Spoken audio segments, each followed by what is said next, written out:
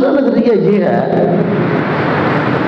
کہ اللہ پاک نے جتنی کتابیں انبیاء علیہ السلام پر اتاری، صحیفے اتارے، تمام برحق ہیں، ان میں 4 مشہور ہیں اور 4 کتابیں صحیفے بنسبت دوسروں کے افضل ہیں۔ صحیفہ کہتے ہیں چھوٹے کتابچے کو، چند برقی رسالات، کتاب اس سے حجم میں بڑی ہوتی ہے۔ تو 4 کتابیں ایسی ہیں جو تمام کتابوں سے افضل ہیں۔